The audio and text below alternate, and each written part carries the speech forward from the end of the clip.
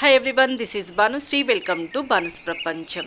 చూడండి మన గార్డెన్లో టబ్స్లలో ఎలా పెరిగిందో గంగవాయిల్ కూర, తోటకూర, మళ్ళీ వచ్చేసి గలిజేరు కూర ఇలా పెరిగిందండి. ఈ టబ్స్లో నేనంతా నారు పోసుకున్నానండి. కొత్తిమీర, మెంతులు, పాలకూర ఇలా నారు పోసుకున్నాను.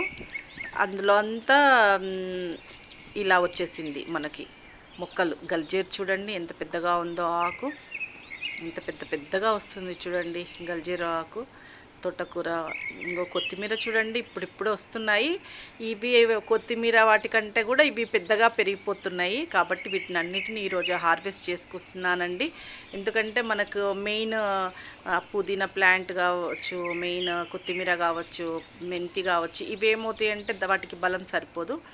అందుకని ఈరోజు అన్ని టబ్బుల్లో ఉన్న గంగవాయిల్ కూరను, గల్జేరు కూరను, ఆకుకూరని, తోటకూరని ఇలా అన్నిటినీ హార్వెస్ట్ చేసుకుందామండి.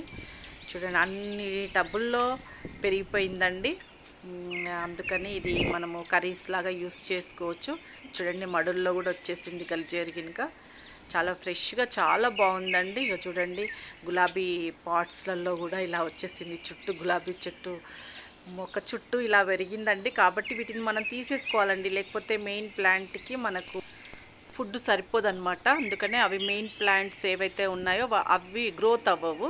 అందుకని ఈరోజు మొత్తం హార్వెస్ట్ చేసుకుంటున్నానండి. గల్జేరు చూడండి నా దగ్గర ఎర్ర గల్జేరు ఉంది, తెల్ల గల్జేరు కూడా ఉంది. ఎంత పెద్దగా ఉన్నాయండి, బలంగా వచ్చింది చూడండి. ఆకు చాలా మంచిదండి గల్జేరు, చాలా హెల్త్కి చాలా మంచిదన్నమాట. అందుకని ఇలా మన గార్డెన్లో వచ్చిన ఆకుకూరను మనము కూరగాయలాగా వండుకోవచ్చండి. ఈ గార్డెన్లో ఈ టబ్లో వచ్చేసండి నేను వెల్లుల్లిపాయ పెట్టానండి.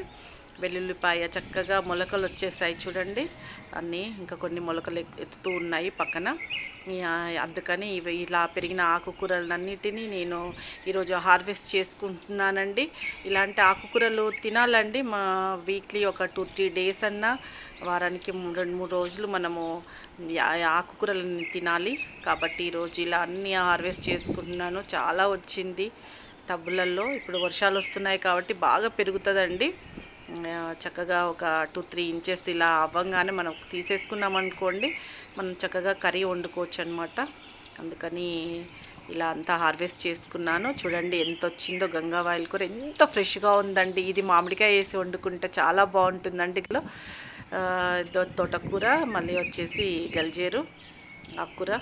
ఈరోజు ఇదేనండి వీడియో. మరి వీడియో మీకు అందరికీ నచ్చింది అనుకుంటున్నాను. వీడియో నచ్చినట్టయితే లైక్ చేయండి, షేర్ చేయండి, సబ్స్క్రైబ్ చేయండి. Thank you.